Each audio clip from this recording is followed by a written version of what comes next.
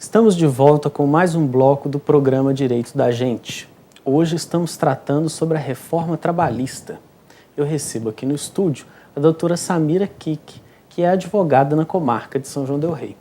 Se você tem alguma dúvida sobre esse tema, entre em contato conosco pelo telefone 3372-3720 ou mande mensagem de texto ou WhatsApp para o celular 999721640. Doutora Samira, no bloco anterior, nós já começamos aqui a apontar uma série de alterações ligadas ao horário, à jornada de trabalho em si. Falamos de horas em itinerário, do tempo à disposição do empregador, dentre outras coisas. Agora, uma alteração que foi muito comentada e que eu gostaria que a senhora também desse o seu parecer, a sua opinião, é acerca da possibilidade do patrão reduzir o horário de almoço para apenas 30 minutos. Isso é verdade? Está valendo? O patrão pode mesmo fazer isso? Como é que fica essa situação? Na verdade, não. O que acontece?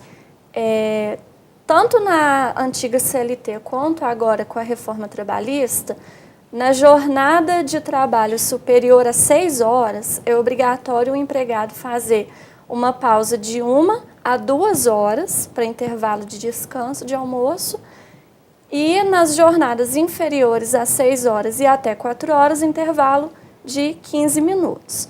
Só que agora, com a reforma trabalhista, somente mediante acordo coletivo ou convenção coletiva que pode haver a redução de até 30 minutos. Por exemplo, o empregador pode determinar a redução para o horário de almoço por 35 minutos.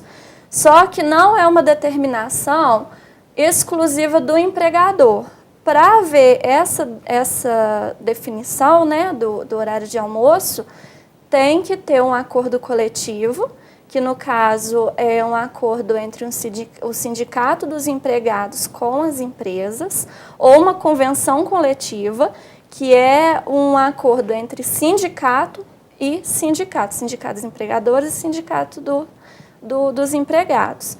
Fora isso, somente no caso, como eu disse no início, acordo individual, somente para o empregado que já tiver formação em nível superior e o salário dele for no teto máximo de até 2 benefícios do INSS, que hoje é aproximadamente de R$11.000.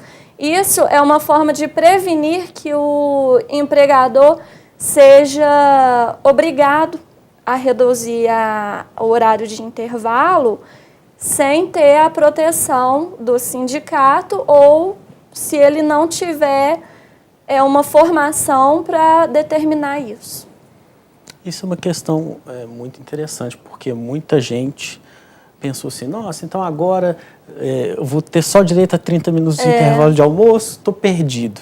Mas, como a doutora bem explicou, que não é bem assim, né? Não. Precisa ter antes essa definição do sindicato de um lado e o empregador do outro, ou sindicato com sindicato, para poder chegar nesse arranjo, né? Isso. E, inclusive, nos casos que forem reduzidos a jornada, o tempo que for reduzido, o empregado pode se retirar antes do horário da empresa. Por exemplo, se ele iria fazer 1 hora de almoço, ele for fazer 35 minutos, esse tempo reduzido, ele pode adiantar o término da sua jornada de trabalho, ele pode sair mais cedo.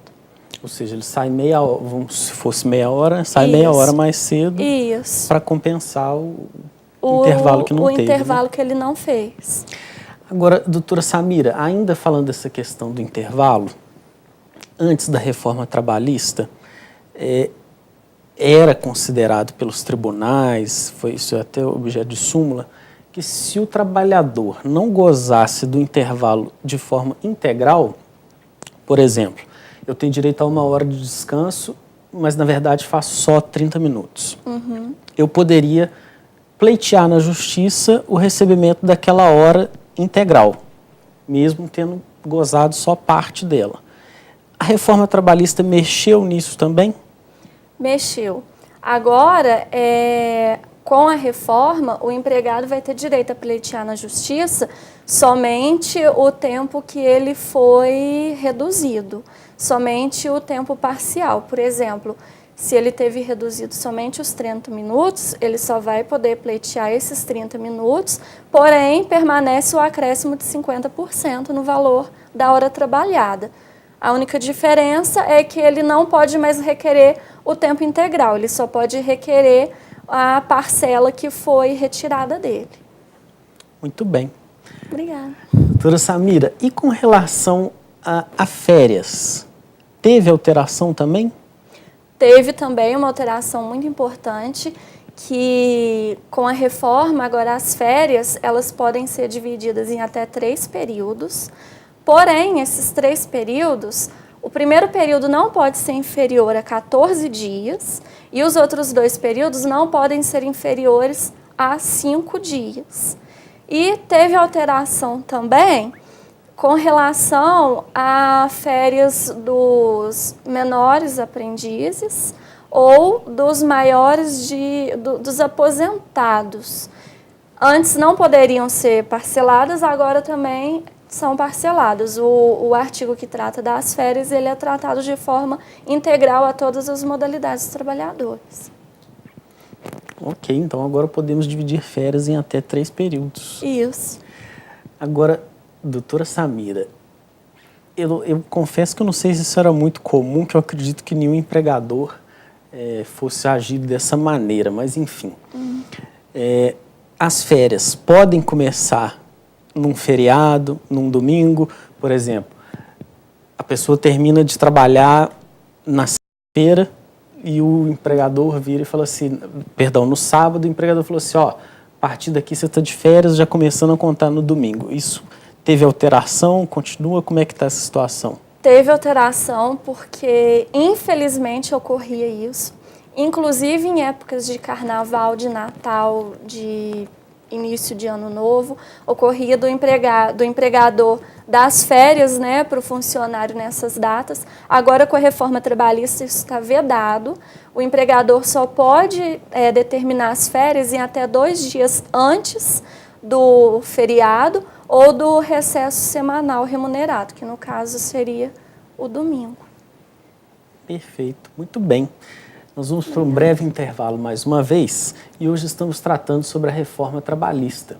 Se você tem alguma dúvida sobre esse tema, entre em contato conosco pelo telefone 3372-3720 ou mande mensagem de texto ou WhatsApp para o celular 99972-1640.